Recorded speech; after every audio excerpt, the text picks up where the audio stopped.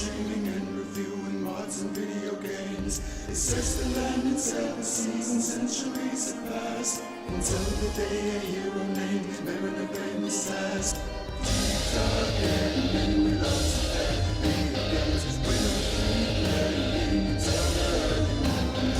Deep dark gaming, we explain mods and games. Deep dark gaming, we sell my games and more.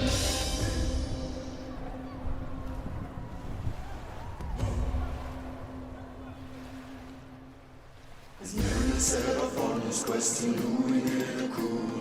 The navigator joined the ranks and so did Mr. Q. Sailing for adventure, stories and for treasure. We will help you through, so climb aboard and join the crew. Deep dark gaming, we love to play video games. We'll keep playing until the early morning.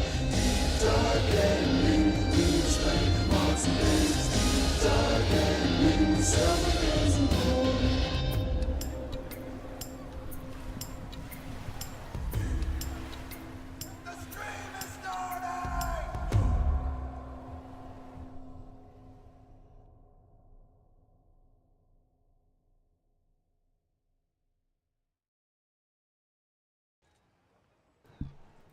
Ahoy divers, and welcome back to Deep Dive Gaming. I am the Mariner, and we are playing a brief session of Monster Hunter World while we discuss with Hiro. Hi Hiro. Hi.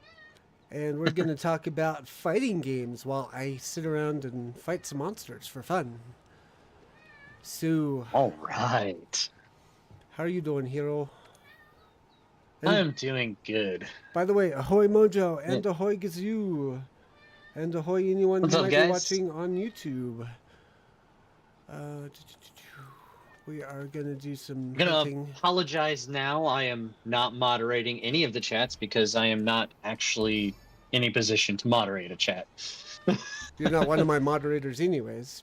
Can you at least interact with the chat, or are you just hanging out? I can't see the chat from my phone. Okay. So yes, any questions, anything you want to direct at Hiro, just let me know and I'll read it off to him. Well, it sounds like Mariner Kitty is trying to direct questions at me right now. Mariner Kitty likes streaming in general. Every That's time fair. I get going, she's just right there, ready to go. Meow, meow, meow, meow, meow, meow, meow, meow, meow. So anyways, I can see that. for fun, we were going to talk about fighting games. And let's talk about our favorite fighting games for now, and then we can we'll just do a flow of thought conversation. Stream of consciousness. Stream of Those are always consciousness, great. that's the one I'm thinking of. In fact, that should really be the name of this stream. It's Stream of Consciousness. I would not be surprised. Maybe we'll write that down for next time. Gazoo says hello, by the way. Hello, Kazoo. So, what's your favorite fighting game of all time? PC, console, doesn't Look. really matter. I've always, and some people are going to fight me on this one, but Smash Brothers has always been my preferred fighting games. And now I'm of course talking about like a round for round fighting game. I'm not talking about one of those side scroller beat 'em ups. Ooh, Yeah, I had to. sound comes through loud. Yeah, I ended up having to turn up the volume on the background music because I couldn't hear the tune for the cooking session. Gotcha. Let's put that down even with the rest of them. Alright, now I will clobber. Yes. So. Ah, there we go. I found it. You said Smash Brothers, that's right. Yep, I said Smash Brothers. I'm going to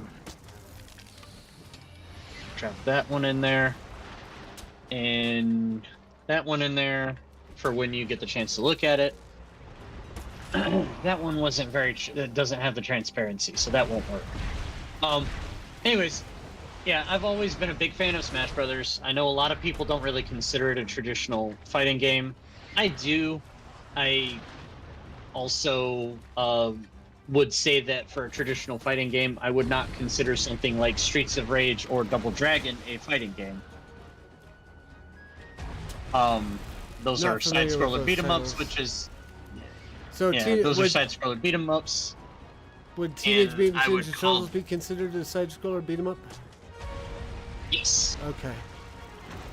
Though that's a separate genre unto itself, in my opinion, and I think in most classifications. But just today, I saw in fighting games, Streets of Rage 4 was put in the fighting game genre, and I'm like, no. One of these things is not like the others. Well, truth to tell, a lot of those things were not like the others because they also had the Arkham series in there. Yeah, I saw that. I'm like, Might turn down the volume on my headphones. I'm not trying to talk over it. Yeah, I would like to.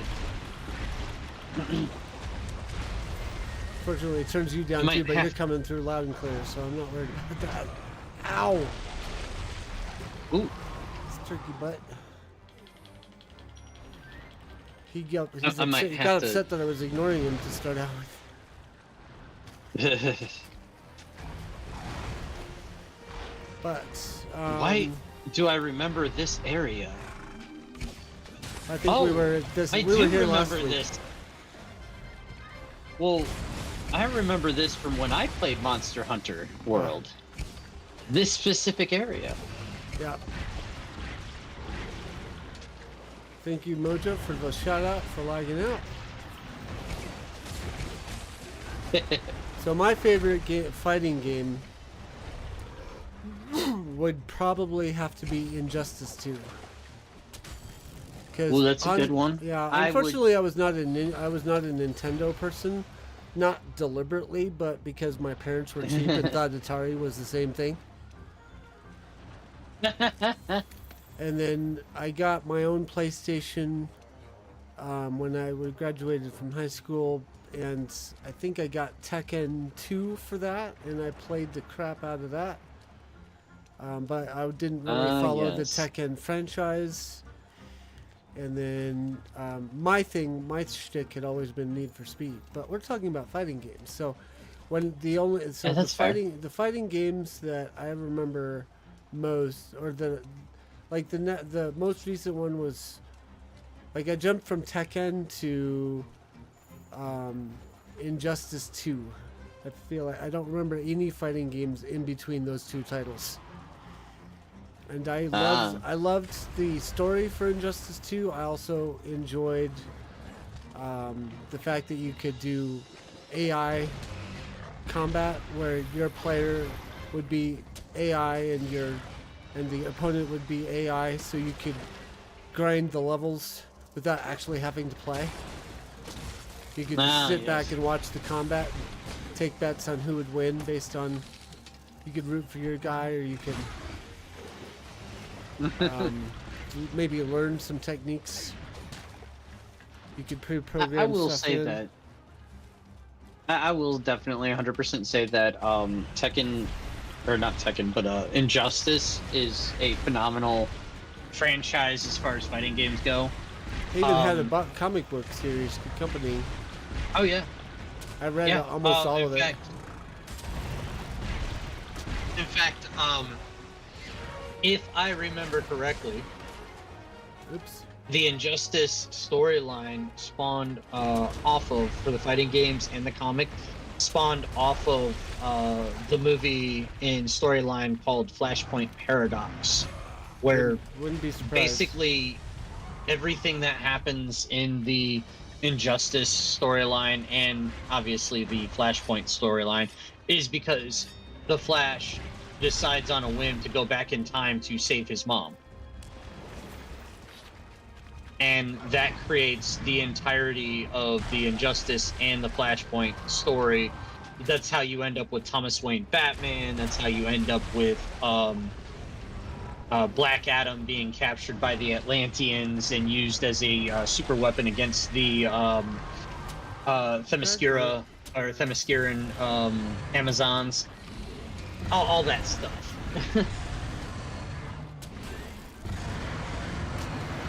But That's what you're wanting. yeah, let's not get too far into that. Yeah. That's a rabbit hole for another day. Yeah, I could comics. I'm no authority on comics. I don't even call myself an expert on comics. I just dig into lore. Yeah. We'll have to save that for a topic for another day too, because I could get into lore as well. Oh yeah. What was the? Oh, I feel like I Go ahead. picked tonight's topic based off of conversation you had on the live last week. Was there a fighting game that was supposed to be coming out this month? yes. Tekken 8. Ah, yes.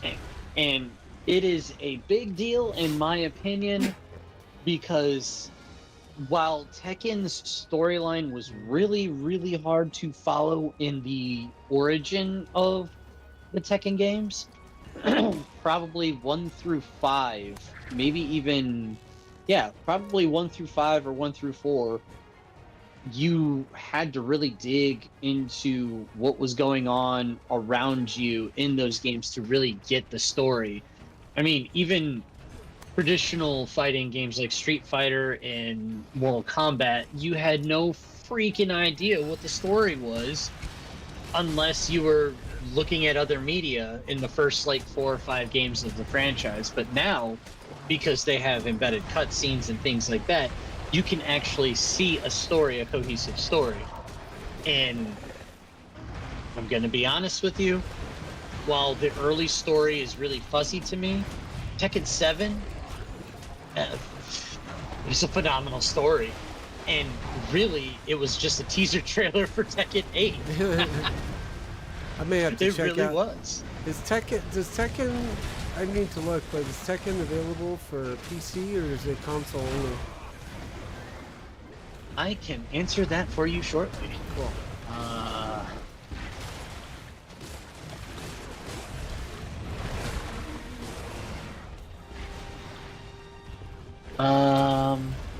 Tekken 7 and 8 are available from the looks of it on PC. Yep, on Steam. I may try that out one of these days. Yes. Oh, excuse me. Tekken Tag Tournament was only on 360 and PS3.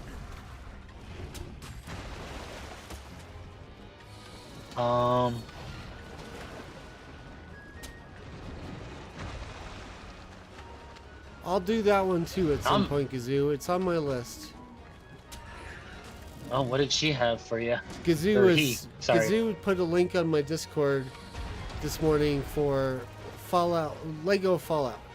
And I'd actually seen the same YouTube video on my recommended feed for the past week or so, and I've been deciding whether or not to watch the game or look to see if I could play it, and Gazoo dropped a link for like how I could get the game. So I'm thinking like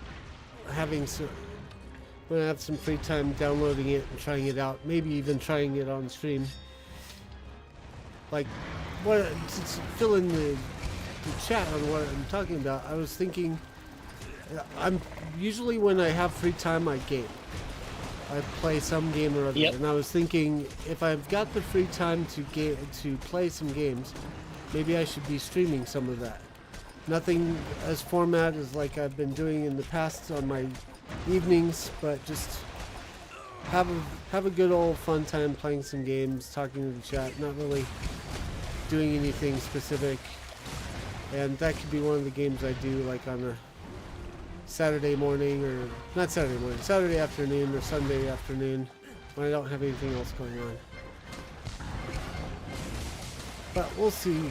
We'll see. I kind of like the private time to play where I don't have to engage with an audience at the same time. So it's not going to I happen do a lot. understand that. It's not going to happen a lot, but I'm thinking about it.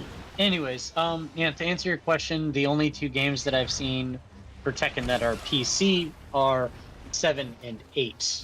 Obviously, 7's been out for about a year and some change. Actually,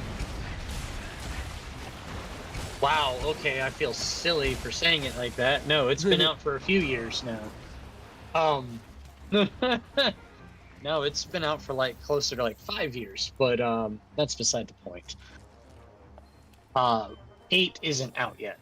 But Yeah, it's due out you this will month. probably, yeah, you will probably, if you just start at 7, you'll probably miss a bit of context for the story, but um it picks up, and its story is isolated enough to where you don't have to stress over like the archive history of the game. Yeah.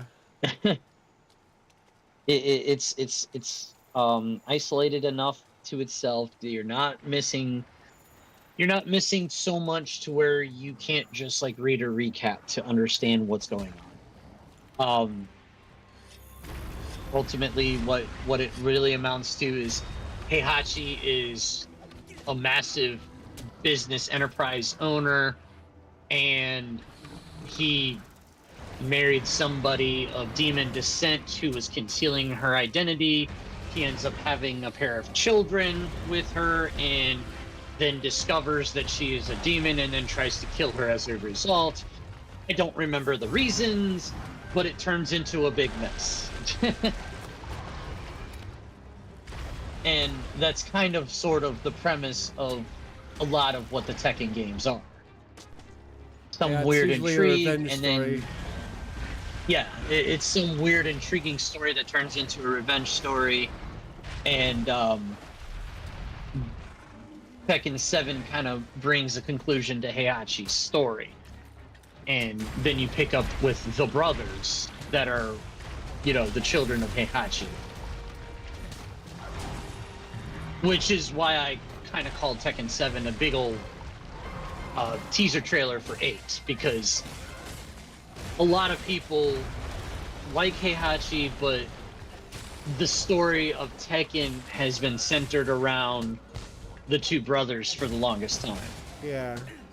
Like I remember too, I think the one of the brothers was like had been betrayed by the other. The older had won the Tekken by cheating or something, and so the younger was coming in to get revenge. Oh yeah, oh yeah, and a lot of people see the younger brother as kind of sort of a good guy. I don't know that I'd really say there are good guys and bad guys in Tekken aside from Heihachi. He is a bad guy. Man, where did I know you're here? Where'd you go? There you are. The funny thing about Tekken 7 and why I know so much about it is because one of my best buds while I was in the army, we hung out a lot, and he actually came out over for a whole weekend, and we hung out and played video games, and he's like, this game just came out, man, you gotta see this game. And he puts it in, and he literally start to finish on the campaign played the whole game, and we just sat there and watched every cutscene, played through the whole thing start to finish. It took about 5 hours. Sounds like a good afternoon. Unfortunately, it's only a 5-hour storyline, but that's okay. If it's a good story, that's honestly, you don't care. Or at least if it's a good story, I don't care if it's short. I often have complaints about short stories, but honestly, it's about it's about par for the course. I don't really personally think that a fighting game, or that most fighting games really have very long campaign modes. Oh yeah, I don't think the campaign for Injustice 2 was terribly long either. Yeah, no, I remember the first Injustice, and it was maybe, I wouldn't even give it 10 hours in Yeah. how long it was. And then it also depends on difficulty levels. So if you crank the difficulty, it could take longer, simply because the fights are that hard that you have to retry several times in order to win. If you That too. If you turn it down, you can get through the story faster. I've always been about story. Like, I don't necessarily care about like getting good at the combat until after I've played the story. Like Mojo will tell you, I've got the difficulty on Mass Effect cranked down to minimal so that I could get through the story, because it's such a huge game. I didn't want to like take forever trying to complete the story when it's already a massive game. I kind of grew up with that kind of attitude too, in a lot of cases. In recent years, I generally play. Excuse me. I generally play normal difficulty for everything because, you know, I'm not a masochist. Yeah. But I will definitely say that games like Mass Effect and like that whole lore, but I'll play the normal difficulty just because I feel like, just my personal opinion, I feel like the normal difficulty is like, this is what the developers intended for, you know, an average challenge. This is fine. What I don't care for, well, I shouldn't even say that, but a lot of games that do have like the lower difficulties, like, they gatekeep some of the some of like the endings and some achievements and some things behind the normal difficulty and the harder difficulty. I don't care for that that very often, though.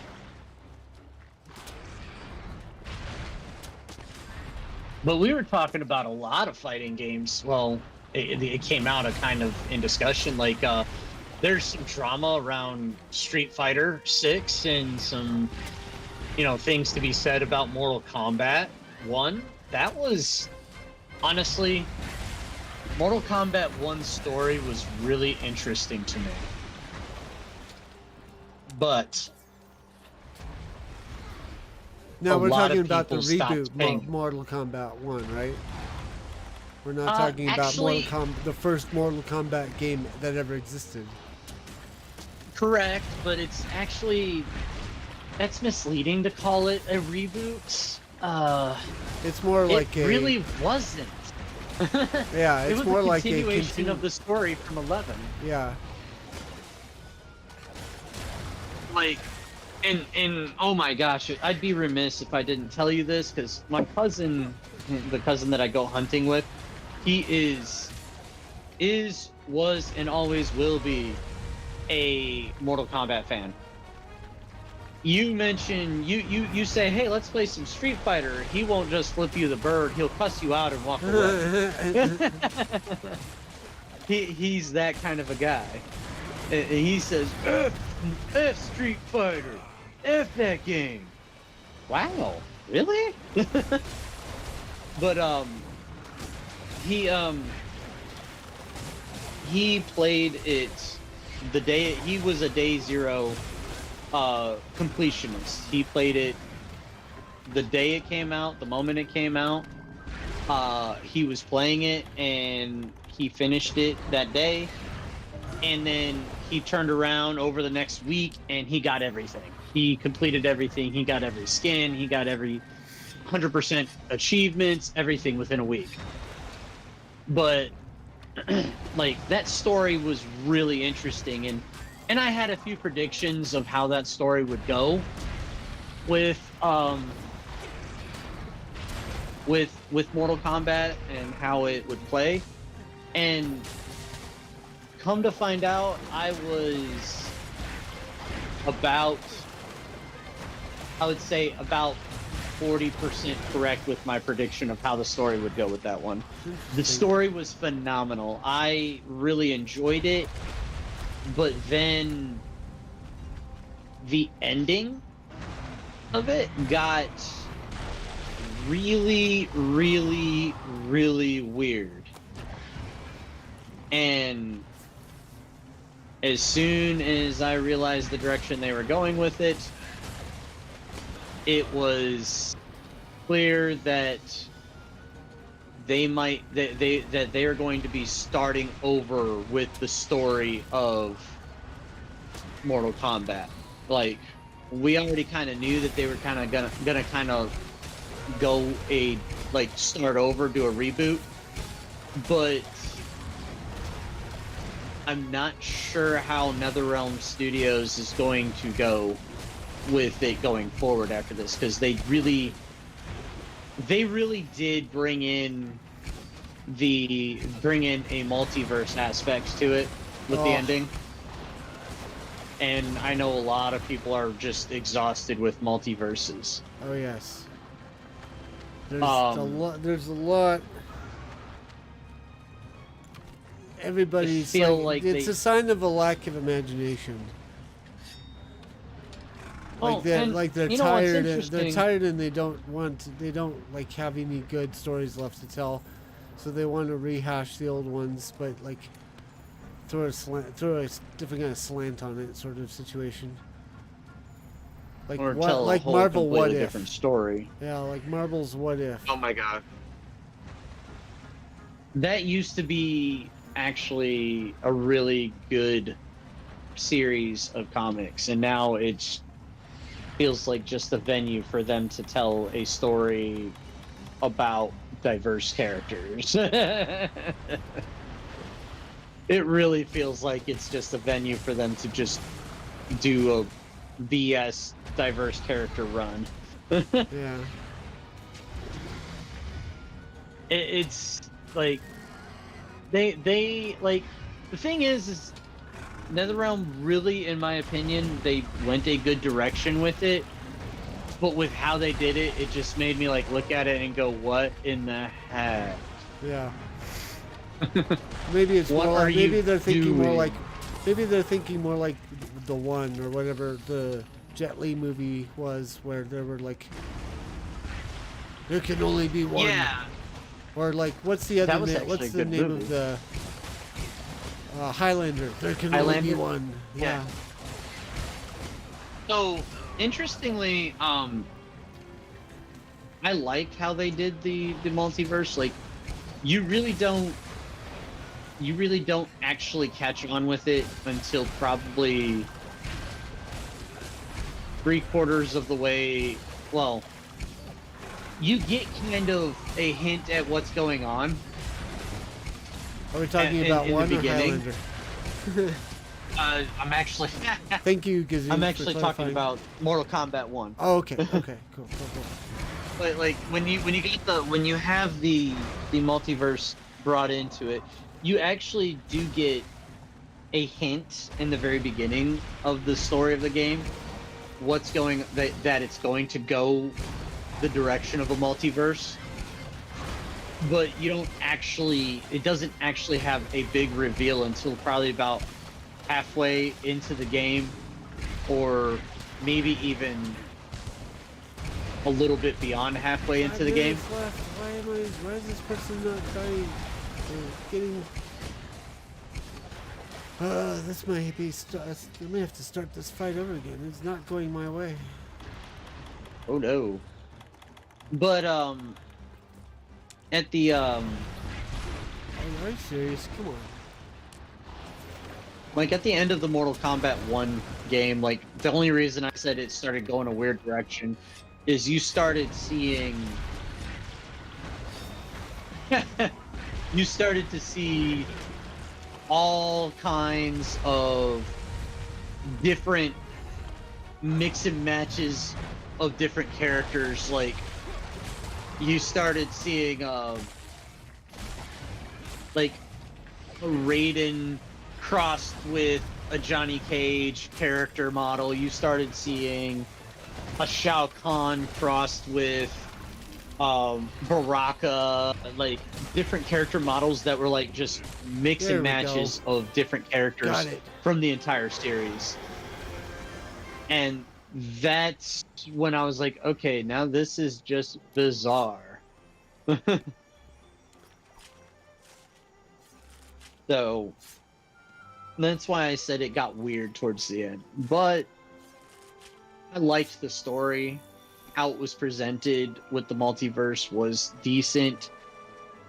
It was left very open-ended, but at the same time, it was one of those open-ended endings where it was like, they're probably not coming back to this. And they shouldn't come back to this. Yeah. Put it on the shelf, forget about it for 10 years.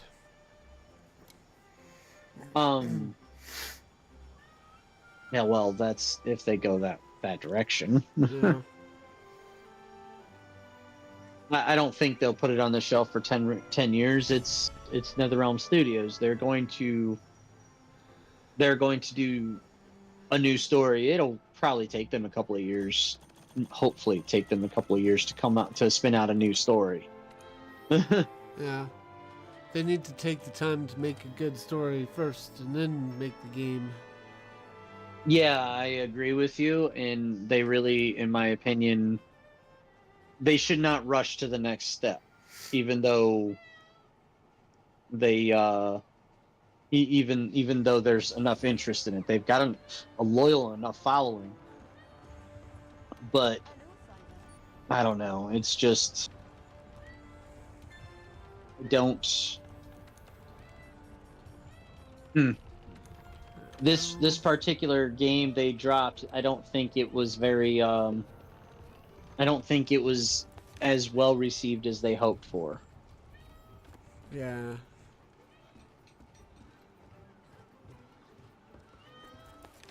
Kitty, what do you want? And then there's Street Fighter 6. I still don't know anything about Street Fighter. So, keeping in mind we only have That's 30 fine. minutes left, give us a quick I don't backstory on Street Fighter. I don't even know what kind of story I could give for Street Fighter. I've never known the story for it. I just know it's been a fighting game staple for many, many years. But what I can say is that it is owned and run by Capcom, and I alluded to it during the stream, but didn't get into it for the sake of what we were talking about at the time was video game releases. Capcom has decided to take the mods are cheating stance in their games and partnered with a DRM software company that pushed out DRM that's blocking mods left and right. And it's getting pushed across a lot of their legacy games. And people are getting pissed because the legacy games, they've already been bought and purchased, and like they've had these games for years, and now they can't go back and play their games very easily because this DRM software is breaking their games and breaking their mods. And on the one hand, I kind of understand somebody loaded up into a Street Fighter 6 tournament with a naked Chun-Li mod, which Oof. probably really pissed off Capcom to the point where they were like, hey, yeah, no, we're not going to let mods anymore. Modding is cheating. Mojo says Street Fighter is a Mortal Kombat / Double Dragon mashup. A bunch of martial artists that need to save the world from the evil martial artists. I don't necessarily disagree, but I can't say with any honesty that I know whether Mortal Kombat or Street Fighter came first. Keep in mind, in my younger years, I was in Japan where a lot of this stuff starts. So what I remember is they came out at pretty much the same time.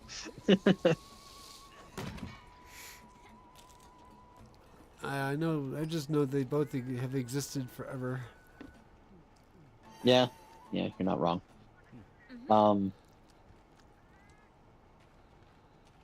Yeah. Things are just Capcom's really messing up lately. That's just my opinion. So All the AAA game industries yeah. are getting, as I was telling Mojo, they're getting lazy. Yeah. Yeah. Oh. Oh, wait. Uh-oh. So, I'm getting off topic if I say anything about this. Don't worry about it too much. We're not. Bethesda. Oh, yeah, like, that's a whole conversation. That one, like, I mean, as much as I've been playing Starfield, I'm seeing the flaws, and I'm not arguing with the people who say it's broken, or it's like never really been, or it feels incomplete, or all the different complaints there are. I agree with a good portion of those complaints. I still like playing the game because it's a unsolved puzzle, and so I've been working on solving the puzzle, and I've been streaming my solutions for said puzzle. Yeah, Mojo says that's more than a 30-minute conversation. But yeah, it's just, it feels like Todd Howard's a different direction though. Yeah, Todd Howard's been talking about retiring, and we can kind of tell that he wants to, because it's like he phoned in the development of Starfield, like the level. I mean, Bethesda games have always been broken, and some of that is from people phoning in their work and little quality control, but this one seems to be that on steroids, and the only explanation I can really think for why it is that way is because Todd Howard is tired. He wants to retire. He doesn't care about his product as much as he used to. Yeah, my next question on that one. Which makes me fear what the Indiana Jones is really going to be like, because it looks good, but Starfield looks good too. That was exactly where I was leading it, and I'm glad you picked up what I set down. Yeah. I have a feeling that you've probably heard Az or Nerdrotic talking about it recently. Yeah, I missed it on the FNT last week, but Daily put out a video covering their discussion of it, and I watched that this morning. Yeah, honestly, the dailies are often clips out of FNTs, so I'm aware. So all I can say, and oh my god, and I'm jealous of Az has been doing a live show with Eric July, and they talked about it. Can you just imagine how absolutely batty and hilarious that conversation between Az and Eric July is? Oh man, you need to send me some links for that. Yeah, it's great because Az, I think he puts it up on his channel. It's called Rip in the Silverback. Yeah, I think I've seen it on my feed, but I haven't been like. Problem is I only have a certain amount of time to watch other people's streams, and so. Yeah. Well, I don't generally watch streams myself because it just how much time goes into that. So what I usually do is I'm gaming. I'll be gaming and I'll have that on the side. I usually will sit down and watch like the videos. I won't watch the live streams because I don't want to devote 3 or 4 hours. And I mean, my God, Az will sit down and stream 11 hours of Pal World. Yes. Like, what are you doing, dude? Not gonna lie, I have been somewhat tempted by that game, but it's a little too overly hyped. Like, it's a little too active in the conversation right now. I tend to stay away from things that are saturating the market. Like Harry Potter, when it first came out, I was not interested in any of the movies until like the second one was on VHS. Yeah, I don't really blame you. I really don't. But Our World, I will say that a lot of people, It is a very hot ticket That- right now. yeah, a lot of people that are playing it right now, they say they picked it up because they thought it was going to just be a meme game, making fun of Pokemon, Yeah, and it turned into something so much better than they ever anticipated. yeah. Who was it on the lagging out Discord server said it looks very memey? I think almost all of us said that. Okay. I remember it was either Corinzo or it was Chaos. Well, Corenzo talked about it. Chaos talked about it. Corenzo is always the he's gonna say something, and in his opinion is always in some form, way, shape, or form a vulgar opinion. Way, shape, or form a what opinion? Corenzo's usually, when he delivers his opinion, usually he delivers it with some form of vulgarity. Ah.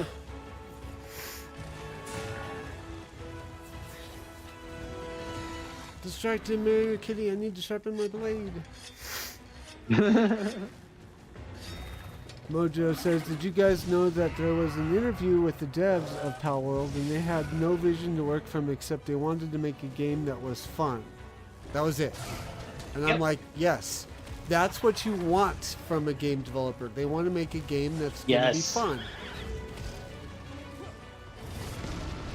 What's funny that I heard is that like half of their dev team had no experience. Ooh, that makes it even more fun. Yeah. In fact, a couple of their dev team members apparently were in high school. That sounds legit. I mean, I don't know how many Yeah. people or what their fields are or their ages are, but look at how successful the Sim Elements 2 mod is, and it's a community-driven project. That's awesome. Like, I'm still marveling at that guy. King Gath is a genius. Yes. You still need to play Fallout 4 with the Sim Elements 2 mod. I do.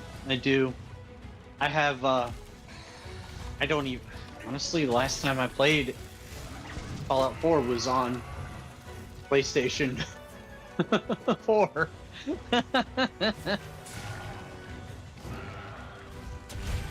So, We need to. Oh, that'll be an off-stream discussion. Off camera. it has to be. Yeah. I'm gonna be honest, like right now, and this is gonna sound weird coming from me, right now I'm on a gaming hiatus, kinda sorta. I can understand that. And I'm a weird one. I will operate in cycles when it comes to gaming. I will get on a gaming journey of like a year to 2 years of like back-to-back games, clearing out my backlog, and then there'll be like a whole couple of month period where I'm just like, I have no interest in gaming. What is wrong with me? On the subject of Pal World, Mojo says they had a $10K budget. They were scared of losing everything. That every week every week they would go out and buy a bucket of flash drives.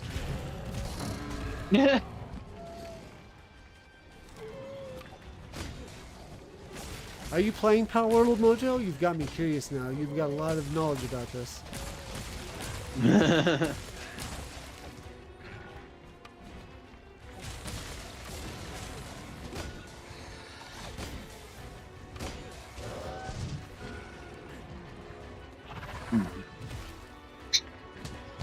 And now we've got the awkward silence.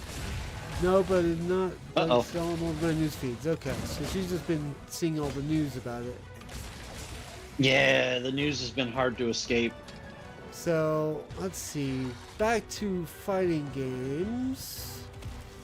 Did you ever get to? So I'm assuming you played Injustice 2. I remember Injustice. I don't remember if I played Injustice 2. Okay. I liked Injustice 2 because they made the characters look realistic. That was my problem with Injustice 1 was they were like exaggerated body types Like, the story was okay, but because they had done the like exaggerated body types where dudes' muscles were, or dudes' chesticles were the size of, like, inverted proportions. Like, the things that were big should have been small, or the things that were small should have been big. The things that were big should have been smaller. Like, did you ever watch the Justice League that Cartoon Network had for a while? The opening title sequence where, like, you had, like, Superman, Batman lined up next to each other, and they were just ridiculous looking. I do not remember, and I Have don't fun. think Good so. night, Gazoo. Have a good one, Gazoo. It was bad, but it was only the title sequence. The cartoon itself was more realistic as far as like body types, but they went with that exaggerated style for the first Injustice game, and I didn't really like it all that much. But for the second Trying to game, remember. for the second game, they went more realistic with the body types.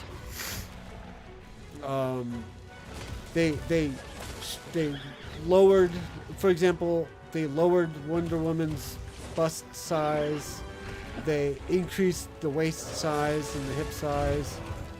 So it was, and I mean the story was good too, because it was like they had lost the war to keep Superman from being the evil tyrant that he was, and so it was how do we fix it now? Now what do we do? How do we fix this? And so it was a good reason to have a multiverse, was because they were bringing in heroes Alternate from reality. they were bringing in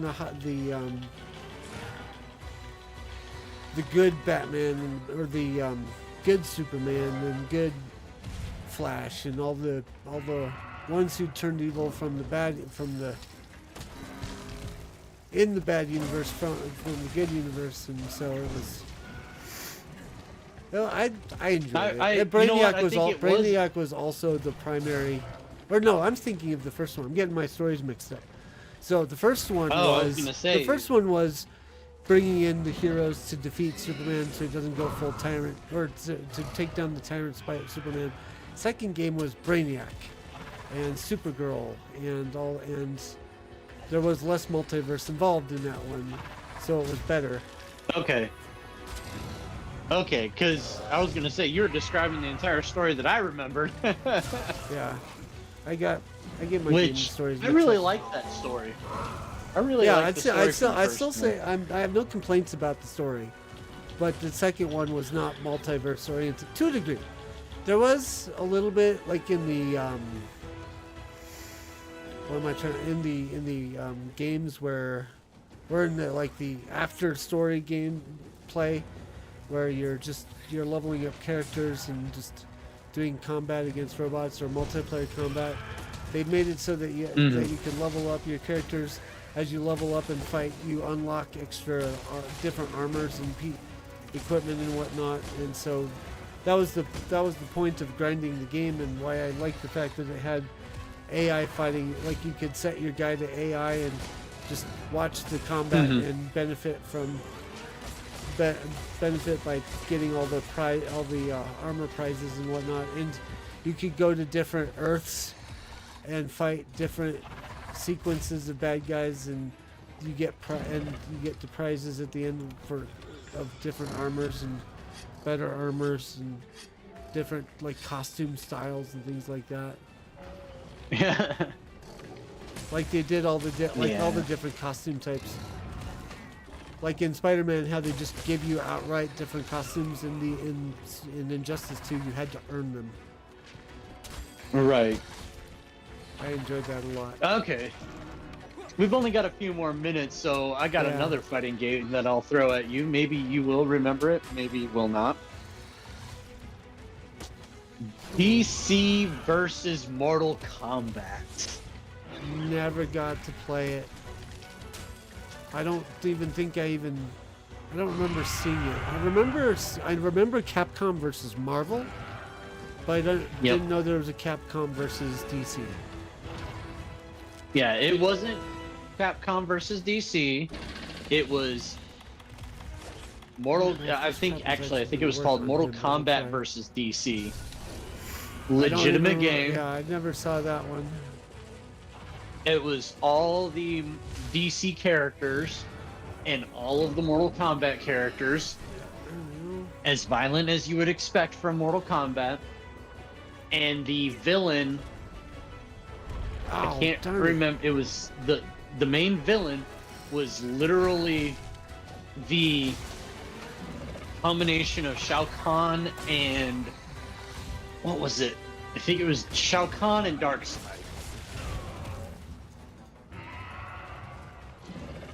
So, your final villain, literally the two universes, for whatever reason, collide with each other, and Shao Kahn and Darkseid become one being. Darkseid? Oh. Yeah. That Darkseid's annoying enough. Yeah. Shao Kahn's annoying enough.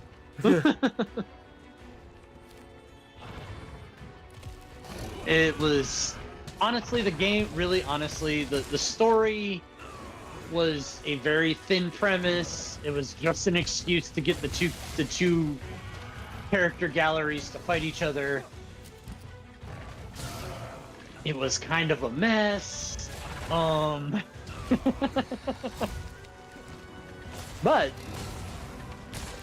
it was entertainingly frustrating, is all I could come up with.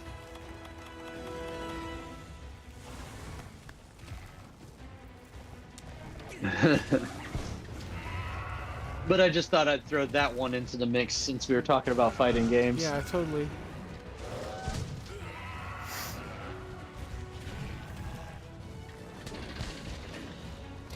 Now, you want to talk about beat 'em up games? We could talk about that.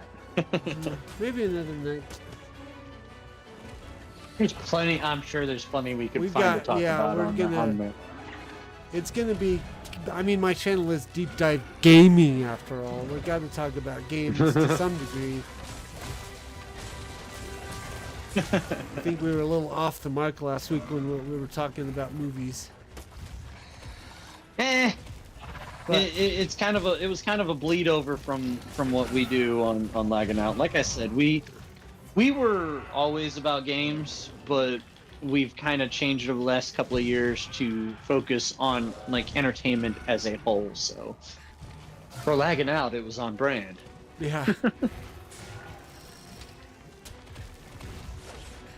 And for those who don't know, if you're watching, I don't know if anyone is watching, but I am on staff with Lagging Out. I'm not the on-screen entertainment most of the time, unless it's a Thursday night. But I do contribute. Look, don't discount yourself, sir. Mariner, you are an important member of the team. Yes. He's great. He is amazing. Very good guy. I introduce the Mariner. I I discovered think, recently that the character on Star Trek Lower Decks is actually called Mariner. So I'm trying to focus on being the Mariner, inspired by the Mariner character from Fallout 4 versus the Mariner from Star Trek, because I don't watch Lower Decks. You probably shouldn't, because it would make you pull your hair out. Especially from an old-timer Star Trek fan like me. Ah, and me. I think I could out Star Trek you, my good sir. Well, good sir, I think you would I don't even think. I know you would. I haven't Star Trek to Star Trek since probably Enterprise? Maybe. Yeah, Enterprise. Yeah, it's about me too. I knew my Star Trek lore backwards and forwards, and then Enterprise came out, and I'm like, there's what? Who the heck are the Yeah. Zindi, and why do we care? Yeah, I very much I feel that. I feel that. When they You're not went a with troll, Enterprise, Mojo. I was like, eh. Like, they could have gone, like, they were starting to turn it around in season 4. And I feel like they knew they messed up. And they were probably trying to did at make that it up point. to the fans before they got canceled, or trying to make it up to the fans so that they wouldn't get canceled, and by then it was already too late. Yeah, I heard that, like, I stopped shortly after season 1 or season 2 because I was like, okay, this isn't Star Trek. This isn't what I grew up watching with my dad. Yeah. Now, I would watch Voyager, and I would watch it with my dad, but I wasn't as big of a fan of Voyager. I think we've had this discussion before, actually. I wasn't as Not big on of a stream, fan but yeah. of Voyager as I was of Deep Space Nine and Next Gen. Deep Space Nine, like, Deep Space Nine was the perfect spin-off from the Next Generation, because the Next Generation established all these great, like, they revamped the Klingons, made them interesting. Yeah. They introduced the Ferengi, started exploring some of that culture. They invented the Bajorans, the Cardassians, all these other cultures, and then Deep Space Nine went whole hog, and like, we are going to do a And deep tied it all dive. in. We're going to do a deep dive on all these cultures. That's why Klingons are now And what my I favorite love- alien species, is because they really fleshed out the Klingon culture through the eyes of Worf. If I had a great mirror of what the Klingons are from Star Trek, I would say that definitively Erdnot Rex is my Worf. Right? Who? Erdnot Rex from Mass Effect Ah, gotcha. is my Worf. Yes. That's the perfect race, by the way, to match the Klingons. Yeah. Anyways, I love what I loved about Deep Space Nine is your very first episode is also, if I remember correctly, the only episode you see Jean-Luc Picard in Deep Space Nine. And Yeah. I loved how if I'm correct, at that time he is an admiral in Starfleet. Who's this? And Picard? he comes on, yeah, and he comes on to he comes on to Deep Space Nine, and he tries to pull rank on Cisco, and Commander Cisco's like, "This ain't your ship, Admiral." Is this an episode or a fan fiction? No, this is the very first episode of Deep Space Nine. No. Picard shows up. Picard is there because he has a vested interest in the Bajorans. See, I told you I could out Star Trek you. And so the Enterprise is docked and I'm with, not even. Enterprise is docked with the station. Picard is offloading, shipping crew and equipment, and he meets with Cisco, and Cisco's dripping with disgust at the fact that he has to talk to Locutus face to face, the man responsible for his wife's death.